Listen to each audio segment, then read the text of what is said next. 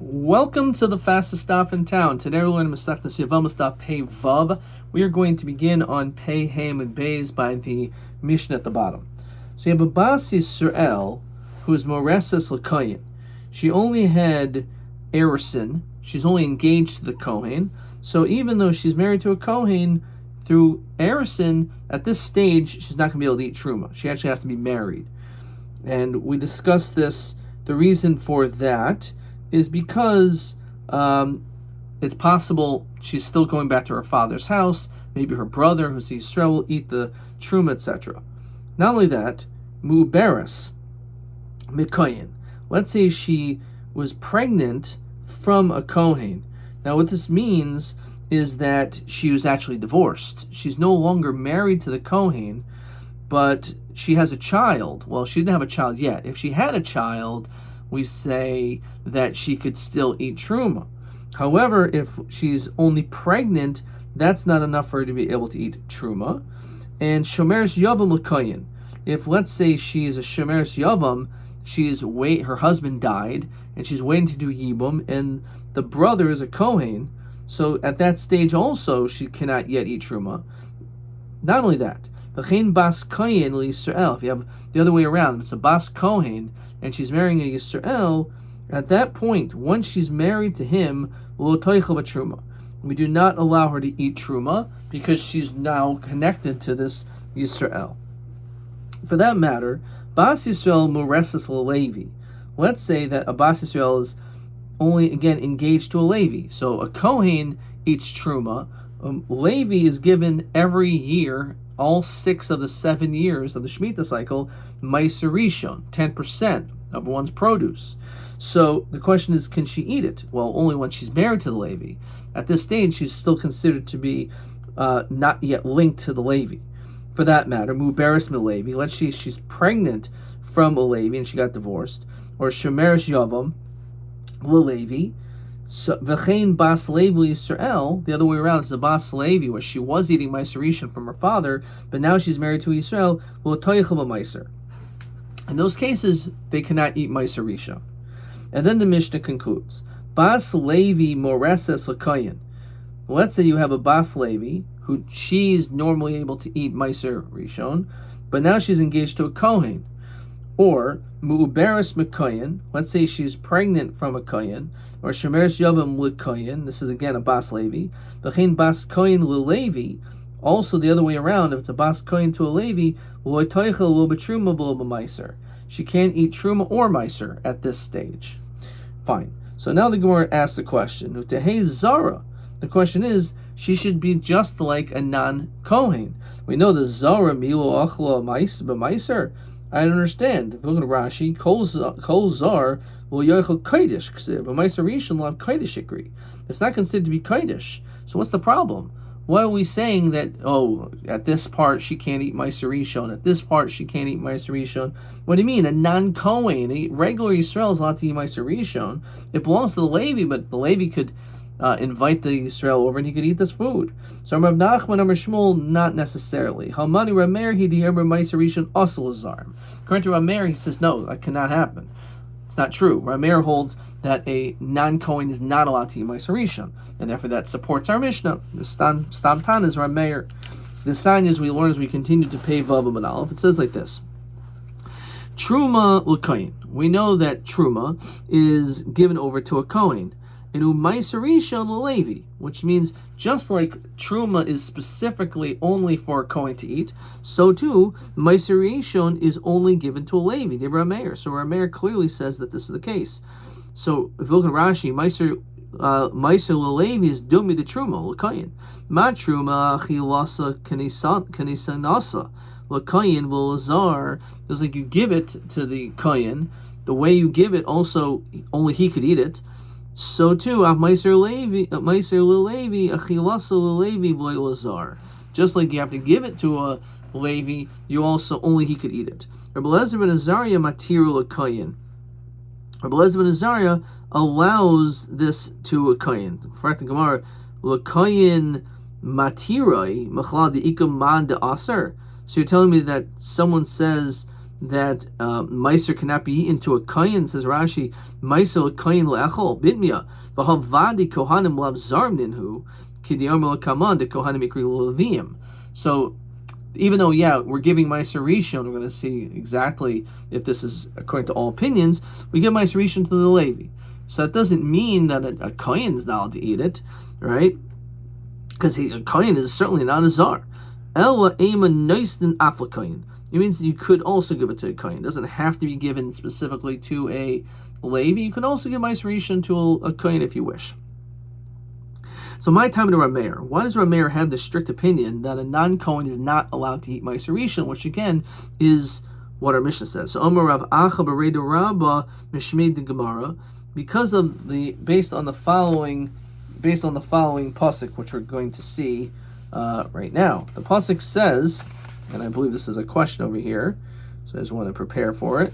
This will be a TB10 question we're going to get to. So the pasuk says, Ki es maser b'nei Yisrael asher yarimu Hashem truma. So it talks about this meiser, and it mentions truma in the pasuk. So ma truma asur l'zarim, af meiser rishon asur l'zarim. So just like truma is asur for a non-kohen, so to a meiser rishon is the same thing. This is what question TB10 asks. It says, Ki es meiser b'nei Yisrael asher yarimu Hashem truma. Ma nilman mekach shekar hakasav l'meiser rishon truma. Why is Meiser Rishon called Truma? So again, according to Rabbi Meir, he holds that means that Meiser Rishon is Asul Lazarim Kitruma. Obviously, the Rabbanan disagree with that. We're going to see what the Rabbanan will hold like now. In fact, the Gemara, if that's the case, that we're comparing them completely. So Ma Truma Chayavan Olam Misa B'Chayimish. When it comes to Truma, when it comes to a non-kohen eating it, there's din misa b'dishmayim. There's also an iser chaimish. They have to add an additional fifth. So af ma'aser chayavan ola misa b'chaimish. We know that when it comes to a non-kohen, we don't find that he has to add a fifth or he's going to be chay misa. So amar kra umesu boy ki yechaluhu v'yosef chamishosav olav. Bo is dafka only when it comes to truma. Bo b'maiser olav loyal maiser. So again, you have a gzeres sakasa, which is mamayit maiser rishon. Rabbanan. So what did the Rabbanan do with this pasuk? So he says like this: Ma truma toiveles af meiser rishon nami toivel. What does that mean? That just like truma, if a person does not separate truma, the din is it's considered to be like tevel. So too, when it comes to meiser rishon, like truma, so too by meiser rishon. If you don't separate these things, then the food is still rendered as tevel. Fine. And Rashi says, "V'afagav debedidei leika misa chayavan misa al hatevel shul hufresh meiser rishon mimenu." So even though there's no isser of a non-kohen eating meiser rishon, however, there is an isser, there's an isser chayav misa of eating tevel. How do we see this? Look at the sanya. Rav Yossi Amar Yochel Yehi Chayav El Tevel Shul Hor Mimenu Kolikar. Maybe it's only if it's something which is not separated at all. So Hor Mimenu Truma Gedoyel. Let's say you separated the Truma Gedoyel, the 2%, and you gave that to the Kohen. V'lo Hor Mimenu Meiser Rishon. You didn't separate the 10%, or Meiser Rishon v'lo Meiser Sheni. The Meiser Sheni, which is given on years 1, 2, 4, and 5, and brought to Yerushalayim. If you Meiser Ani on years 3 or 6, so you didn't bring the Meiser Ani. Menayin also that there's a Chi of Misa if you don't separate these things. Talmud Omer Lusuchel Echel B'Sharecha. You're not to eat them at this state. Then it says afterwards you could eat it and be satiated. When the pasuk was talking about over there, it's talking about Meiser Ani. So Av Sharecha Amar Kan Meiser Ani. It says that it's still considered to be tevel. You're not allowed to eat it while you have not yet separated Meiser Ani. Now, V'ima Hasam Habamina Lolav. Maybe you would think this is only come to tell you this in Isser Lav. Abel Misalo Kamash Malan. So you would maybe think, again, there's a Chi Misa, therefore even if only you didn't take off Meiser Ani. So therefore that's what it's coming to tell you. So that's, according to the Rabbanan, which is again TB10, the answer to our question, which was, what do we do with this pasuk of comparing Meiser into Truma? So again, either Rameir says that when it comes to the Meiser Rishon, it's Asal Zarim, or it just means it's an Isser Tevel even if you didn't separate the Meiser. Just like if you didn't separate the Truma Gedoyel. Lish Nachrina. So here's another lush, another way of reading. Meiser Rishon, the Tavel, when it comes to Meiser Rishon, which has the status of Tevel. So Rashi, by the way, says, what's the chid? Why? Oh, by Meiser Ani, you would think not. Why? To kill Kisedaka Ba'alma, the Lav Tzad Kedusha Ispe. You would think when it comes to Meiser Ani, it's not really Kedusha, it's really giving charity. Nonetheless, it still has the status of Tevel. So another lashon is Meiser Rishon de Tavel but Rabbi Yosi Nafka. Actually, we learn that from Rabbi Yosi. Ima he havamina lalab avamisa lo kamashmon. Okay. So b'mai kimta. So what are we establishing our Mishnah? That we're talking about there's certain people that cannot eat Meiser Rishon if they're married in this case. In that case, as the Mishnah stipulated, Krameir. Obviously, we're saying that our Mishnah is like Rameir because only Rameir holds that someone who is a non-Kohen, like a Yisrael, is not allowed to eat Truma, not allowed to eat Meiser Rishon. So, Ema Seifa. If this Mishnah is like Rameir, there's a problem with the Seifa. What does it say? A Bas Yisrael Moreses LaKohen. So you have a Bas Yisrael, a Bas Levi rather, and she's engaged to a Kohen. Now, a Bas Levi, when she was before she got married, it's a Penuya, was able to eat Meiser Rishon because she was in the father's house. When she's completely married to the Kohen, she should now be able to eat Truma. But nonetheless, we find that she cannot eat, neither of them. Not only that, a Bas Kohen Levi, also if we have a Bas Kohen, and she's marrying a Levi, the question is, why are they not allowed to eat Meiser Rishon? They're not a Zar. As we said, if we're talking about a Bas Kohen, or in this case, let's say again, a Bas Kohen to a Levi, so a Bas Kohen is not a Zar. A Zar is really referring to a Yisrael, not as a non-Kohen, because a Levi and a Kohen have elements of Kedusha, and a Zar is someone who's separated from that. So the question is, how could that be a problem, according to Rab Meir? According to Rab Meir, a Bas Levi should be able to eat Meiser Rishon, and also this Bas Kohen, the Levi should be able to eat Meiser Rishon. They're not. It's not a case of Yisrael. So Rav Sheshes, my inu ocheles dekatani. When it says inu ocheles that she doesn't have certain power to be able to eat, it doesn't really mean to eat, because certainly according to Rameir, they are allowed to eat because they're not. It's not a Yisrael. So what does it mean inu ocheles? It means dekatani inu nosenes rishus lisroim, that they're not given the authority to be mafresh the meiser, trumas and meisers. Says Rashi, what does that mean?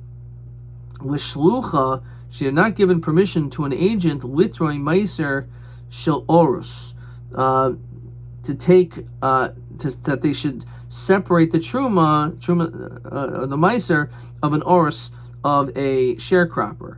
Haris mimenu trumas meiser v'havili. So when it comes to Truma, even though the Gemara in Kedushin on Memal says that you could have a shliach, but it has to be with the das bal bias. He has to know what he's doing. So therefore, in this situation, because they're not married, because she's a Bas Levi is only Mereses to the Kohen, or it's a Bas Kohen to a Levi.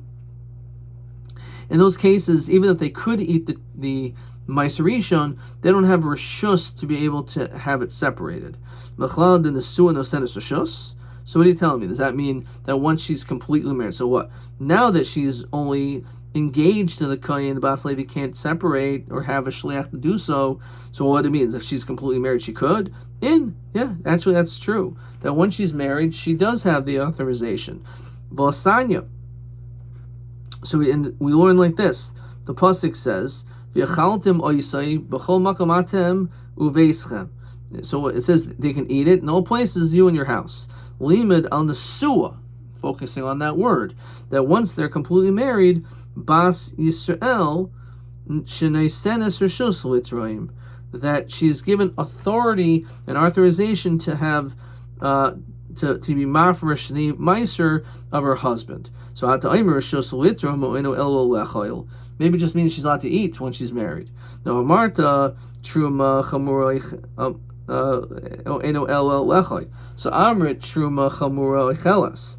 We already know that when she's completely married to a Kohen, that she's allowed to eat truma. So Meiser Hakal Koshikain. We certainly know that of a woman, a Bas Yisrael, marries a Levi, and they're completely married. Certainly they can eat Meiser Rishon. If we know that she could eat truma, if she's married to a Kohen, certainly she should be able to do Meiser Rishon. It can't be talking about the permission to eat, because certainly that's a davar pashut. So it must be coming to tell you that she's even given the authorization that she can actually do so. She can have it separated al yedei shliach. Marbare de Rabbana Omer Lomar. It's coming to tell you she'in cholkin la meiser bebeis kodanais. All it's coming to tell you is that at this state, this woman is not allowed to collect meiser from the fields. That's what it's coming to tell you. So the Gemara says, I can understand why we don't want her to go into the fields, because she will, in order to be able to collect the meiser. Maybe it's just because of yichud, because we don't want her secluded. Garusha, if the whole issue is because we're dealing with a situation of a garusha. Says Rashi, Beperk noisin esanusa mishum yichud ein chachin truma isha begarn. Because of seclusion, maybe that's one reason why we don't want a woman to be able to collect truma. Elomandi emer taima mishum garusha. What does that mean? Shema yigar shena bala. Maybe her husband divorced her, utehe zara, and therefore, and she has no kids, so she's really not a Kohen anymore. She's not married to a Kohen. Vein hakol yoidim. People don't know that. V'yachser v'yitnu truma zara. They're going to end up giving her more food. So if she keeps collecting, so everyone thinks, yeah, she's still married, so it's a problem. So if the whole issue is mishim garusha bas, and there's parentheses over here, let's just read what it says. Bas Levi milu achla b'meiser. Garusha, who's a Bas Levi, won't she be able to eat meiser rishon? After all, as Rashi says, but my Bas Levi, jinis arsel kayin, she was engaged to Katani in Cholkin la meiser begarin b'shvil bal, because of her husband. My gozer bo rabbanon ha'inami megarish law. If she gets divorced, shaper ka'achla meiser. She's not to eat meiser because she just goes back to her father's house. Alotaimech garusha bas kayin milu achla b'truma. So you can say the same thing. If, let's say, you have a Bas Kayin who's divorced, she can eat Truma also because she can go back to her house, her father's house. El Gezer Mishim Gerusha Bas Yisrael. The whole issue, again, is when it comes to a Gerusha Bas Yisrael. That what? We're concerned, says Rashi, El Gezer Mishim Gerusha Bas Yisrael. So she can't eat Truma anymore, and therefore that's the issue. Ihachi, my iri moreses, I feel in the Suanami. So if we're talking about a Bas Yisrael, why do we say, oh, no, she's engaged, so we don't want her separating Truma in the field, because what happens if she gets divorced? Well, she can get divorced even after Nisuin, so we should have that concern too. So Gemara says, you're right. I did the Tanaration Mareses, Tananami Seva Mareses, but the truth is there is no difference. Even when it comes to, at any point, a Bas Yisrael, we do not want her separating Truma in the fields. Doesn't matter if she's engaged or she's married, because in either situation, we're concerned that she may end up continuing to get this even after she's divorced. So if you look in Rashi, Uman digoris ivcha loy mesukwa klal. Dehechi matzi parach metruma damasnisin degatani baskon levi ulotocha betruma. Havadi shaper katani the ifsala mi eriseha the taimala mishum shematis garshu. So the question is, but why not if she's a Bas Levia or a Bas Kayin? She could eat after the divorced, and she's divorced. She goes back to her father, who is a Kohen. Still, according to this, there would be a Gezerah. Okay. Again, that's what he's saying.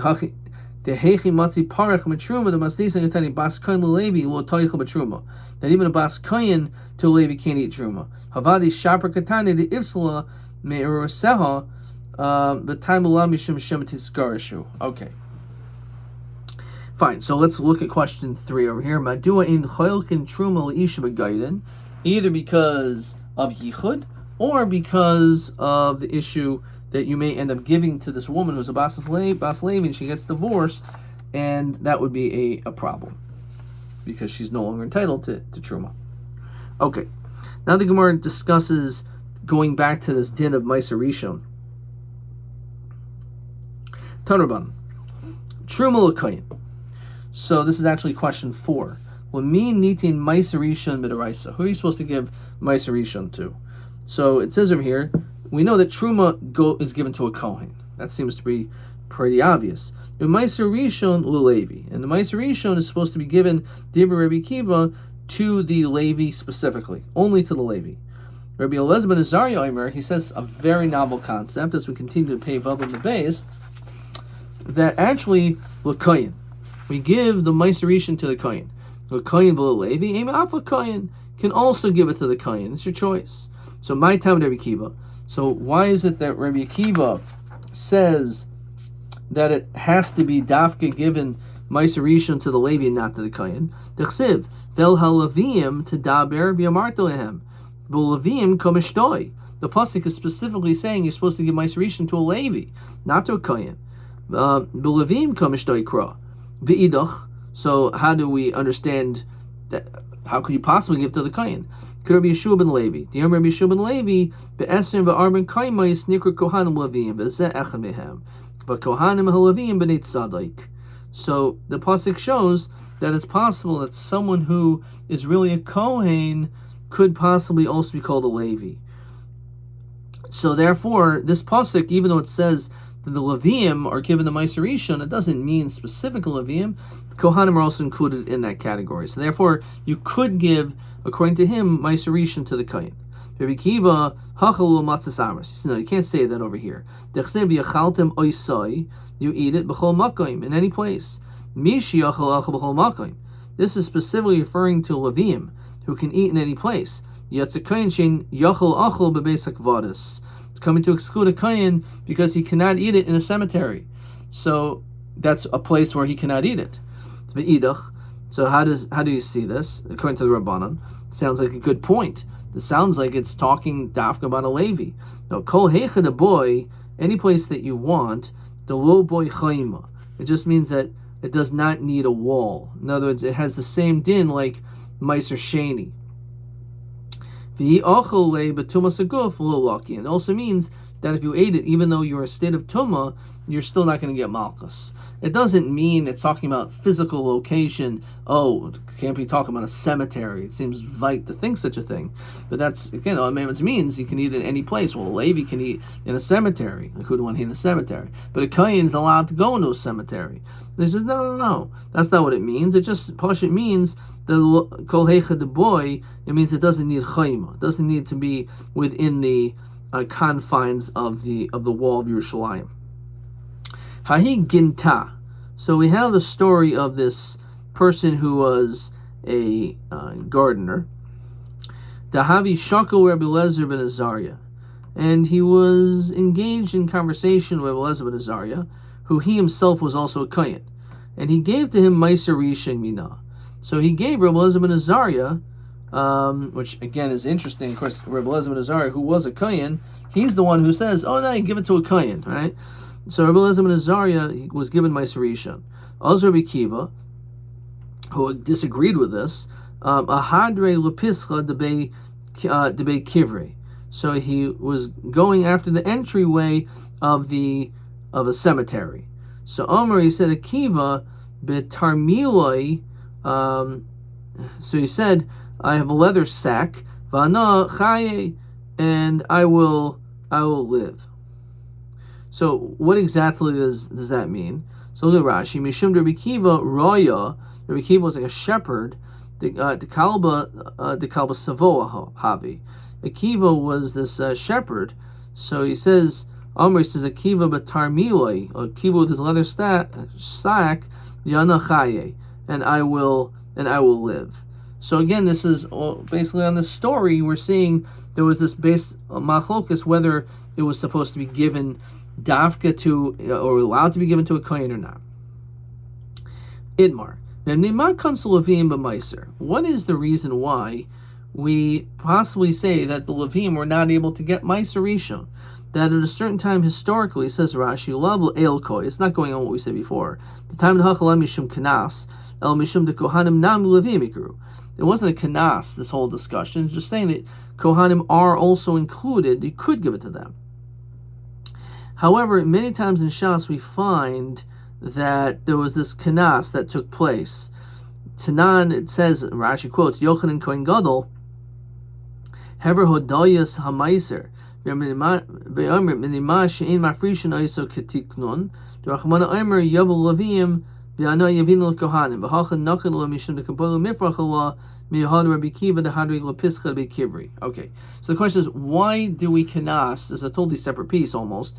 Why do we kenas the Levim that they stop getting Meiser Rishon? So pligi Rabbi Yonasan Basab Yechado Imer Shalo Olu B'mei Ezra, because they did not ascend during the second coming of the second Beis Hamikdash together with Ezra. The Levim did not, so therefore we say, okay, fine. So you're not going to be entitled to Meiser Rishon.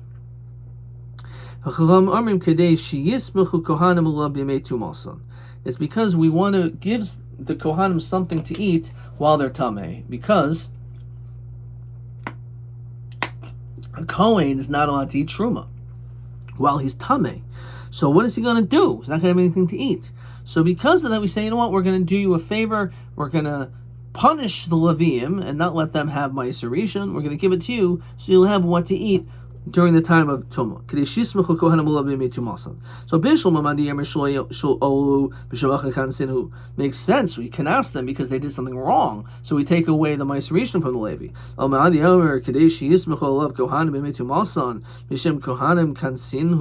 It doesn't make sense. Because they need food, so maybe we should give them charity or something. Why would we take away food from the Levim? They didn't do anything wrong. The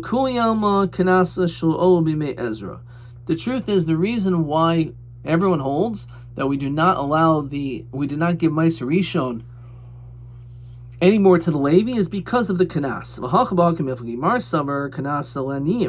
Some say that the Kanas is for the Aniyim. In other words, we should make sure that it's given over to the poor.